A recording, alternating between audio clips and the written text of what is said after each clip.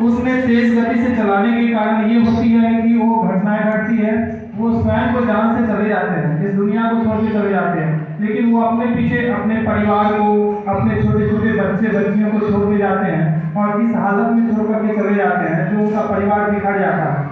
तो आप लोग अपने घर में जाएं, अपने पापा मम्मी को बताएं, पापा को विशेष करके अपने भाई को, जो आजकल देखते हैं मोटरसाइकिल से बहुत सारी दुर्घटनाएं घट रही है,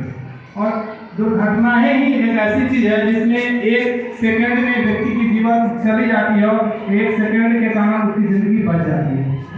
तो जो आपके जीवन जो है ये इतना बहुमूल्य है, इस धरती पे दुर्घटना होगी ये निश्चित है। ये निश्चित है कि आज आप अगर तेज गति से वाहन चलाते हैं तो आज एक्सीडेंट नहीं होगा, लेकिन एक न एक दिन जो लापरवाही से गाड़ी चलाते हैं वो ऐसी दुर्घटना के शिकार हो सकते हैं। और बच्चों ये चीज़ आपको ये ध्यान रखेंगे, आप छोटे छोटे बच्चे हैं, आप स्कूल आने के लिए घर से बाहर निकलते हैं, रिलेशन में जाने के लिए घर से बाहर निकलते हैं, मार्केट में जाने के लिए घर से बाहर निकलते हैं, तो आप हमेशा सड़क पर जब आप चलते हैं तो यातायात का जो नियम बनाया गया है, जो यातायात के नियम से आपको स्कूल में, घर पर, परिवार में, समाज में जो नियम, बाएं हैंड की तरफ से ही आपको चलना है, या आप पैदल चले या वाहन से चले या गाड़ी से चले, आपको हमेशा सड़क के बाएं किनारे से ही चलने का प्रयास करें, क्योंकि अगर सड़क के नियमों का पालन आप नहीं करेंगे तो आप दुर्घटना का शिकार हो जाएंगे। आगे ब्लाइंड मोड़ है, उस पर भी आपको ध्यान देना है। तो ये सब आप अभी से आप देखते हैं, आपको याद होगा बिहार के कला संकाय से वो टॉप की थी, मैट्रिकुलेशन में वो टॉप की थी, और उस लड़की का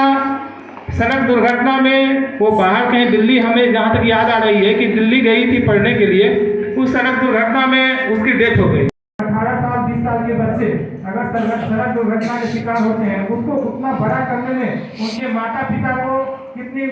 मेहनत लगी, उनके परिवार को कितना मेहनत लगा, कितना खर्च हुआ,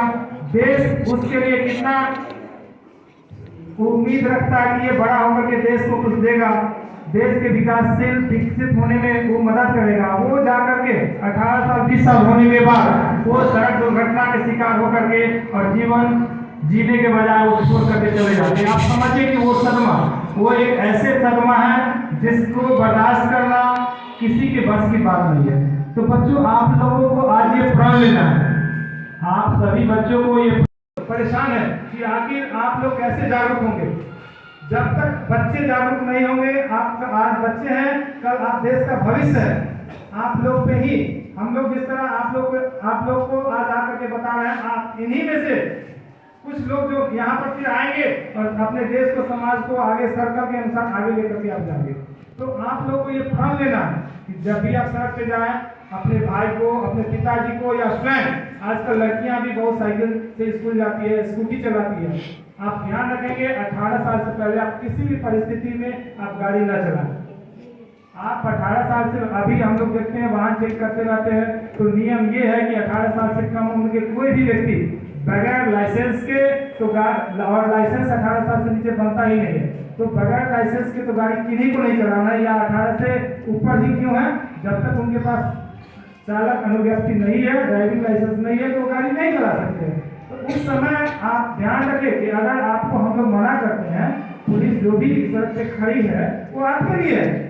हम लोग आपके लिए है ना। हम लोग के भी छोटे छोटे बच्चे हैं, वो स्कूल जाते हैं, वो गांव में रहते हैं या शहर में रहते हैं, बाहर रहते हैं, यहाँ हम लोग के साथ कोई नहीं रहते, तो हम लोग आपके लिए है ना। आपके माता पिता सिर्फ आपके घर तक देख रेख करेंगे, अब घर से जैसे ही बाहर आते हैं तो आपका जो समाज है, आपका जो मोहल्ला है, आपके पुलिस अंकल जो भी है वो आपके लिए है। आप स्कूल सही से जाएंगे और सही से वापस जब तक नहीं आ जाते हैं तब तक वो हम सभी लोगों की जिम्मेदारी है, और इस जिम्मेदारी को पूर्ण करने में आपका सहयोग अपेक्षित है। जब आपको बताया जाए कि वाहन चेक हो रहा है, तब देखते होंगे कि आपके भाई, आपके पिताजी पुलिस से उलझने लगते हैं, नहीं पहने हैं, तो अगर हेलमेट पहने हुए हैं तो सड़क फूटने से बचेगा, उनकी जान माल की क्षति नहीं होगा। तो हम लोग वाहन चेकिंग के क्रम में हेलमेट मुख्य रूप से इसलिए चेक करते हैं कि आपको जान बचाएगा। 1000 रुपये हेलमेट नहीं पहनने का फाइन हम लोग के द्वारा गवर्नमेंट के द्वारा निर्धारित किया गया, जिसका हम लोग चालान वसूल करते हैं। आप समझ सकते हैं कि हेलमेट का कीमत 700 से 800 रुपये है। पुलिस 1000 रुपया क्यों फाइन गवर्नमेंट रखी है? वो फाइन जो 1000 रुपया इसीलिए रखी है कि आप निश्चित रूप से हेलमेट पहनेंगे। आप अपने भाई को, अपने पिताजी को या स्वयं आप स्कूल जाएगी, कॉलेज जाएगी, उस समय भी आप 18 साल से ऊपर होंगे तभी आपको स्कूटी पे चढ़ना है। या इवन आपका आजकल इलेक्ट्रॉनिक स्कूटी चली है, उसमें भी आपको हेलमेट पहनना है। वो हेलमेट आपके लिए सुरक्षा के दृष्टिकोण से अनिवार्य है, वो हम लोग के लिए नहीं है। आप गिरेंगे भी तो आपकी सर नहीं छूटेगी, तो इसलिए आप लोग ध्यान दें। अगर हम लोग को ऐसा भी होता है चेकिंग के क्रम में, अगर छोटे छोटे बच्चे को हम लोग देखते रहते हैं तो उस समय नजरअंदाज कर देते रहते हैं कि ये बच्चे हैं, पुलिस को देख के हम लोग को देख करके भयभीत होंगे, तो उस समय वो लोग को छोड़ भी देते हैं। तो कुछ ऐसे आपके जो बड़े भाई लगेंगे जो हेलमेट पहन के नहीं गए, 18 साल से ऊपर के, उनको रोकते रहते हैं तो लोग विरोध करते रहते हैं आपस में कि देखिए पुलिस अंकल उनको छोड़ दिए, हमको पकड़ के रखेंगे। वो आप सोचिए, वो आपके लिए हम लोग है।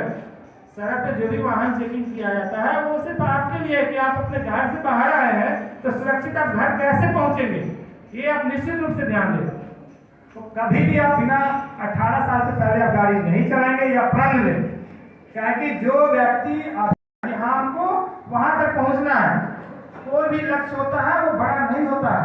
सिर्फ जिस समय आप सोच लेते कि हमको ये करना है उसके अनुसार से आपको करना पड़ेगा।